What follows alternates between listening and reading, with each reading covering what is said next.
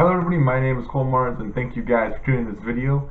In today's episode we'll be talking about 2016 WWE SmackDown No Mercy pay-per-view, the second pay-per-view for SmackDown this year since the split brand.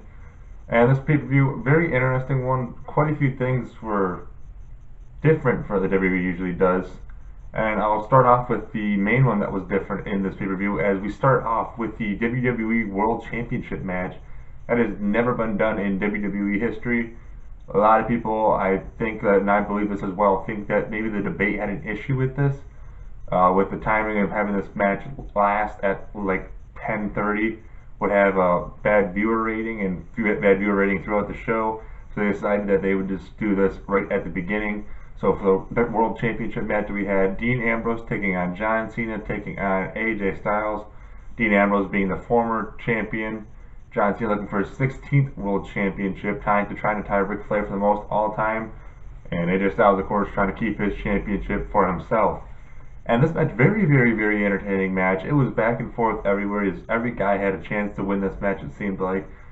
Dean Ambrose hit Dirty Deeds a few times. John Cena hit the AA and the STF, was locked down a few times. And AJ Styles even had the cash pressure and Styles put on each of these guys, and it seemed like it could have been anybody's match at any time. The main thing that happened in this match, I believe, was when John Cena put the STF on AJ Styles in the middle of the ring. Styles sitting there had nowhere to go. Then all of a sudden, Dean Ambrose came in there and put like a, I think something did knee bar on him as well. And with doing that, you have pretty much every one of your limbs locked up and nowhere to go for AJ Styles, which caused him to tap out. So usually in a WWE match when this happens, that means that guy's going to get eliminated, and between John Cena and Dean Ambrose. For some reason in this instance, the ref decided to say that they'd restart the entire match and leave AJ Styles in, which honestly makes no sense to me at all, because if you're the guy who tapped out, I feel like you should be eliminated, and I feel like that's something they would have done in the past, but this time they did not do that. So I wasn't really a big fan of that, but I can't do anything about it. I mean, it doesn't make any sense to me at all. But anyways, we continue with the match. John Cena and Dean Ambrose start kicking crap out of each other after that. John Cena to get the AA on Dean Ambrose and take him down. And then out of nowhere, Styles will come back in the ring after being out the whole time while these two fall. Grab a steel chair, bang Cena in the stomach with it, hit him in the back with it. Ended up pinning John Cena again out of nowhere. All of a sudden, AJ Styles picks up the 1-2-3 count and picks up the victory. Not a realistic way, I'd feel like, for him to beat Cena, too, I feel like. But again, Cena's getting older and he's kind of making him look a little weaker and weaker, I feel like, each week when he fights, which I guess can make a little bit of sense. And anyways, AJ Styles remain your WWE World Champion. And in this match, a very good match. Don't get me wrong on that one. All the stuff that happened in it, the moves and everything was very awesome. We got almost seen a double AA that AJ Styles was somehow able to slip out and kick him in the face. Like, it was just all action everywhere in this match, and it's very good. It's just those two things that kind of ruined it for me. But overall, a great match between those three, and probably the greatest beginning match, probably maybe in WWE history. Our next match, we had Carmella taking on Nikki Bella. This one, big rivalry between these two through the last couple of weeks, and Nikki Bella never picked up a win against Carmella in the last couple of months. Again, as Carmella would just had her number every time they were in a match. This time, Nikki Bella had the chance to get some revenge. In this one, Carmella controlled for the first little bit of this match, and Carmella actually ran this match for a pretty good amount of time. And Nikki Bella just seemed like she couldn't get anything wrong, as Carmella just had everything going for her. And all of a sudden, we seen Nikki Bella get her on her shoulders, a quick rack attack 2.0, an easy pin for her, and we got to see Nikki Bella finally get a victory over Carmella. And it should be interesting to see if we will continue in the next couple of weeks. Now that she just got one match over her, I could see this probably going on, possibly to a Survivor Series match, or just continuing on either way. Our next match we had was for the WWE SmackDown Tag Team Championship, as the Usos took on Heath Slater and Rhino. And this one match, it was very back and forth a lot. Both these guys were just beating the crap, all four of these guys, I should say, were beating the crap out of each other in a very good match. Usos tried to eliminate Slater at this match the same way they did Chad Gable and every other one of their opponents the last couple weeks by trying to take out his knee as they were going back and forth at that. As Jimmy and Rhino would be fighting outside the ring. Jay had the half Boston Crab on Slater trying to make him tap out. All of a sudden we see Rhino running at the back of the screen just getting a gore to Jimmy, knocking him out of the match. This distracted Jay a little bit. Slater was able to take advantage. Rhino would get back over in the ring, get a tag. Then Gore, Jimmy, that was Jay.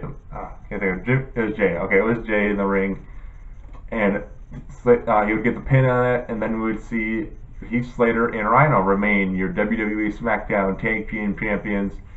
And I believe right now they might hold that title for maybe till the next pay-per-view or two. I don't see them hanging on to it too long because they're kind of an unusual tag team, and sometimes I don't think usual tag teams usually have that long of a run for the title. So I'd say give them another month or another pay-per-view or two with those titles before they drop them. But congratulations again to Heath Slater and Rhino. Our next match, we have Baron Corbin taking on Jack Swagger. And this one was another revenge match as the Tuesday before the pay-per-view on SmackDown. Jack Swagger had his first match ever on SmackDown against Baron Corbin. Corbin was on the ground in the ankle lock, and Corbin was trying to crawl the ropes, and he hit his hand on the ground 3 times. Ref counted that as a tap out and gave Swagger the win, so now Corbin wants his revenge match, and that's exactly what happened. As both guys were able to get their signature move on each other with the Swagger Bomb and the Deep Six. Both guys trying for the pin, got kick out on that. Then all of a sudden we see Swagger put on the ankle lock again on Corbin. Corbin trying to crawl once again on the ropes would actually make it this time without being called to count out, tap out, excuse me. And then while the ref was checking something out the ropes, Corbin would turn around, poke Jack Swagger in the eye, take advantage of that, put him into the end of days, and get the 3 count, and have picked up a victory for Baron Corbin, who I think has a pretty good big future here in the WWE and could be a world champion at some point. But Corbin picking up another victory, and I won't be surprised if this rivalry continues for a little while as well. Our next match was probably one of the biggest matches of the night as well. As for the Intercontinental Championship, we had Dolph Ziggler, who was also putting on his career in this match. If he loses, he would retire from the WWE, taking on The Miz. This match was very back and forth, as it just seemed like anybody could have had this one. But then all of a sudden it changed around once The Miz put on the figure 4 leg on him. Ziggler getting his leg hurt at this point had nothing to do, as he would even while the ref was checking on Dolph Ziggler, Miz would unbuckle the rope, and actually Maurice was distracting the ref as well at this point. Take the padding off the turnbuckle. Easy for me to say.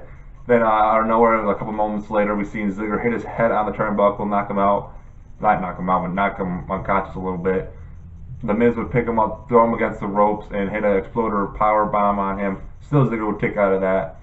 Then Ziggler kind of looked all loose and beat up. He kind of didn't know what to do. Then all of a sudden we see the Miz throw him against the rope. Ziggler out of nowhere hit the zigzag on the Miz to give him a little bit of time to rest.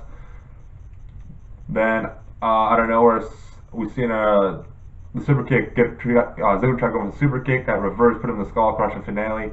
Thinking that might have been it for him, but he was able to kick out of that one somehow by putting his foot on the rope. And the Miz actually got sprayed as well at that point. I think that's why he missed the super kick. Then Ziggler got up the Miz and tried to super kick him again. He was able actually successful to do this time because his boot got ripped off, as the Miz was trying to pick him up by his leg and get the figure 4 leg lock put on him again. And then we had some more distractions come out, as the Spirit Squad would once again come out like they did last Tuesday and try to help out the Miz, try to distract Ziggler and put some damage on him. But Ziggler wouldn't take that as he beat them up. Miz then, with that distraction, would hit another skull crushing finale, this time in the middle of the ring. At that point, you got to think that was going to be over, but somehow, once again, Dolph Ziggler was able to kick out. And to me, this is like the Survivor Series Dolph Ziggler from, I think that was a couple years ago now, when they eliminated the Authority. I was actually from this year, last Survivor Series. So and he was still fighting. The ref Bell would then at this point see what the distractions were doing when he eject Maurice and the not suicide, I would say Suicide Squad, the Spirit Squad from the ring. This distracting the Miz for a little bit. Then out of nowhere we see a super kick from Dolph Ziggler, the 1-2-3 count, and Dolph Ziggler would become your Intercontinental Champion for the 5th time in his career, and would be able to keep his job in WWE after beating The Miz. And for our co-main event, we had Alexa Bliss taking on Naomi. And you might be wondering, wasn't she supposed to fight Becky Lynch for the WWE SmackDown Women's Championship? Bliss had a injury, a non-wrestling related injury, so she had to take, she's out for, I believe it was a month if I heard right. But so she had to find a placement for Alexa Bliss. They found Naomi. So this match, Bliss was pretty much in control for a good point of this match, and then all of a sudden Naomi came out of nowhere and hit the real view on Alexa Bliss. Didn't hit it completely, so that caused her to win the match. We only got a 2 count off that. Then Alexa Bliss at that would take control once again and put a cross armbar on her. Then all of a sudden we see Naomi roll her up out of nowhere. She actually got the 1-2-3 count on her, and Naomi picked up a very surprising victory of Alexa Bliss in a match where she was supposed to be at a pay-per-view. She was supposed to be competing for the World Women's Championship. So this makes a little more interesting spot here for the title, as Naomi now might make this a triple threat match, and maybe get, the main thing is it just gives a rivalry for Alexa Bliss until Becky Lynch comes back. So it should be very interesting to watch what these two are going to have between these two the next month here. Then our main event of the night was Bray Wyatt taking on Randy Orton.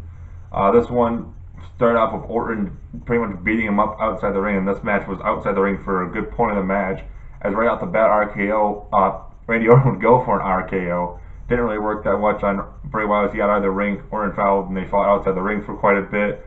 It was back and forth out there pretty much, and almost really never got in the ring too much, as they just rolled out, rolled back in, rolled back out, and kept fighting out there. Surprisingly, I don't think a table was really broken in this match either, which is in this pay-per-view, which is very surprising. Usually we lose one Spanish table, but none was lost in this one, so kind of disappointing when that happens. But hey, then Orton would get advantage outside the ring and get a draping DDT on Bray Wyatt, which signaled him to unleash that thought guy inside of him and try to get ready to hit the RKO.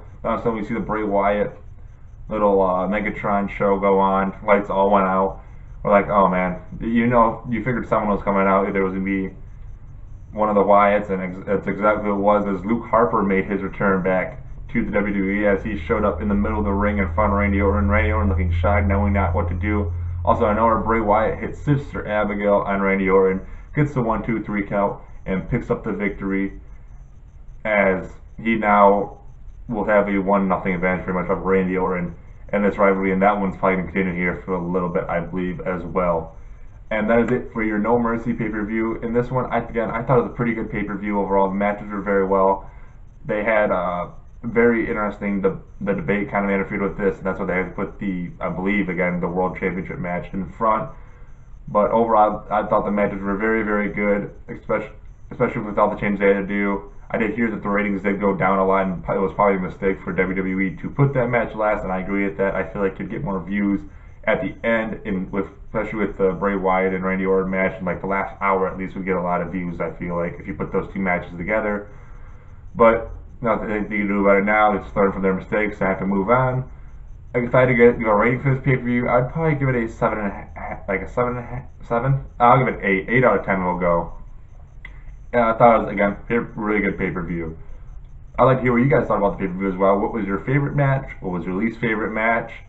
What do you guys think about the pay-per-view? You can comment below. I'd love to hear what you guys got to say about the No Mercy pay-per-view and maybe what's going to happen in the future on SmackDown.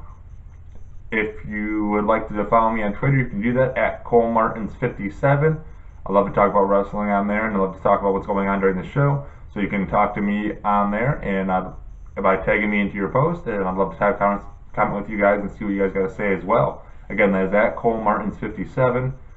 You can, if you like this video, if you could please like it, or if you want to see some more of my WWE videos or other videos that I post, subscribe to my channel. I would really appreciate both of those.